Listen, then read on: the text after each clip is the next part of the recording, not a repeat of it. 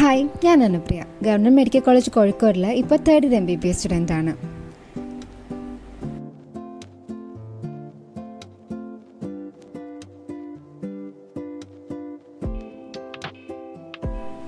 ഞങ്ങളുടെ 3rd year classes എല്ലാം കഴിഞ്ഞിട്ട് ഇപ്പോൾ സ്റ്റഡി ലീവ് ആയിട്ടുണ്ട്.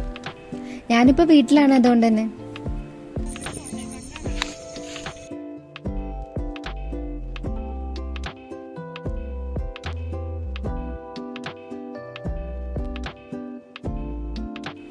വീട്ടിൽ വന്ന എപ്പോഴും എനിക്കെല്ലാം ഒരു സ്ലോ മൂഡിലായിരിക്കും. അതിപ്പോൾ രാവിലെ എണീക്കുന്നതിൻ്റെ കാര്യമായാലും ഭക്ഷണമായാലും എല്ലാം. അതിൻ്റെ ഇടയിൽ പഠിത്തം പൊതുവെ അങ്ങോട്ട് നടക്കാറില്ല. പക്ഷേ ഇനിയിപ്പോൾ അങ്ങനെയായാലും പറ്റില്ല. അത്യാവശ്യം പഠിക്കാനൊക്കെ ഉണ്ട്. സോ ഞാൻ ഫോറൻസിക് ഇന്ന് പഠിക്കാൻ വെച്ചത്. ആൻഡ് ഇന്നത്തെ ലഞ്ച് പരിപാടി എൻ്റെയും ചേച്ചിയുടെയും ഡ്യൂട്ടിയാണ്. പ്രത്യേകിച്ചൊന്നുമില്ല, എന്നും അമ്മയല്ലേ കുക്ക് ചെയ്യാറ്. സോ അമ്മയ്ക്ക് ഇന്ന് ഞങ്ങൾ റെസ്റ്റ് എടുക്കാൻ വെച്ചു. അപ്പോൾ അതുവരെ ഞാൻ ഫോറൻസിക് പഠിക്കാൻ നേരത്തെ 3rd ഇയറിൽ യൂണിവേഴ്സിറ്റി എക്സാമിന് വേണ്ടിയിട്ടുള്ള 2 സബ്ജക്ട്സാണ് കമ്മ്യൂണിറ്റി മെഡിസിനും ഫോറൻസിക് മെഡിസിനും ടോക്സിക്കോളജിയും. ഇതാണ് എൻ്റെ ഫോറൻസിക് ടെക്സ്റ്റ്.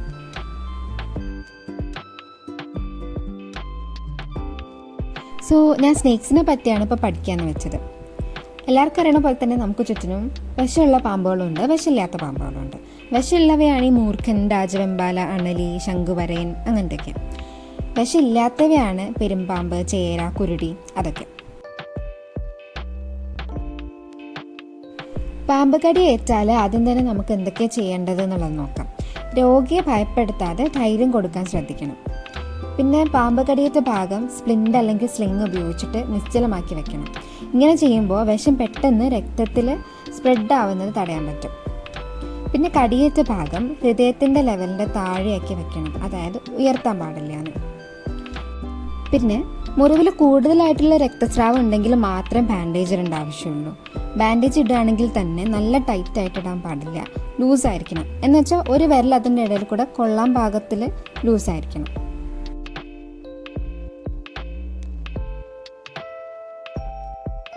നാല് മെയിൻ വിഷപ്പാമ്പുകളുണ്ട്. ഇതിൽ ഏത് കടിച്ചാലും ഒറ്റ മരുന്നേ ഉള്ളൂ, ആൻറ്റി സ്നേക്ക് വെനം. അപ്പോൾ ഫസ്റ്റ് എയ്ഡ് കൊടുത്തിട്ട് പെട്ടെന്ന് ഹോസ്പിറ്റലിൽ എത്തിക്കുകയാണ് വേണ്ടത്.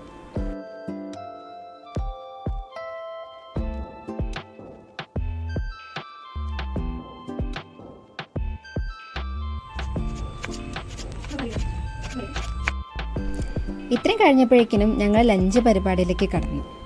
സോ വെജിറ്റബിൾ ബിരിയാണിയാണ് ഞങ്ങൾ ഇന്ന് തയ്യാറാക്കാൻ ഉദ്ദേശിച്ചത്.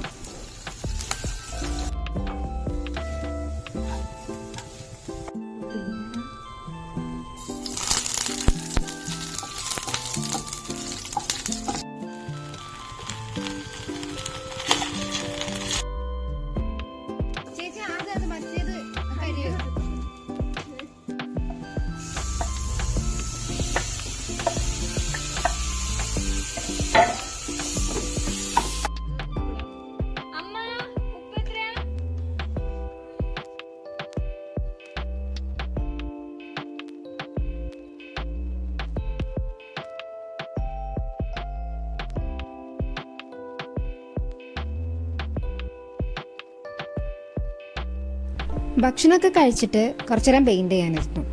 ഈ ഒരു പെയിൻറ്റിങ് ഞാൻ ഇടയ്ക്കിടയ്ക്ക് എൻ്റെ ചില മുന്നത്തെ വീഡിയോസിലൊക്കെ കാണിച്ചിട്ടുണ്ട്. അപ്പോഴൊക്കെ ആയിട്ട് കുറച്ച് ചെയ്തിട്ട് ഇത് ഏകദേശം ഞാൻ ഫിനിഷ് ആക്കിയിട്ടുണ്ട്. ക്ഷമ വേണ്ടോളം വേണ്ടൊന്നാണിത് എന്നാണ് എൻ്റെ ഒരു ഇത്. ആൻഡ് ജൂണിൽ തുടങ്ങിയിട്ടുള്ള ഈ ഒരു പെയിൻറ്റിങ് ഡിസംബറായി എനിക്ക് തീർക്കാൻ വേണ്ടിയിട്ട്. കാര്യം പെട്ടെന്ന് പെയിൻറ് ചെയ്ത് തീർക്കാമെങ്കിലും ടൈം കിട്ടാറുണ്ടായിരുന്നില്ല. എന്തായാലും ഈ ഒരു പെയിൻറ്റിങ് എനിക്ക് കൂടുതൽ സ്പെഷ്യൽ ആയിട്ടുള്ള ഒന്നാണ്. അത് ഞാൻ വഴിയെ വേറൊരു വീഡിയോയിൽ പറയാം കേട്ടോ.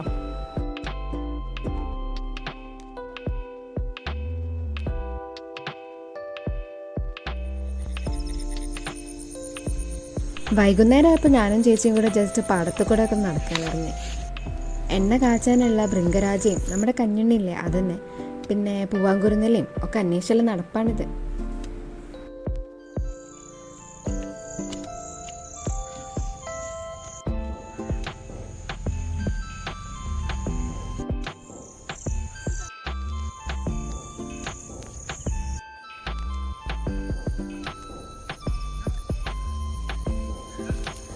അങ്ങനെ ഒരു ദിവസത്തെ എൻ്റെ വീട്ടിലെ സ്റ്റഡി ലീവ് ഇങ്ങനെയൊക്കെയായിരുന്നു.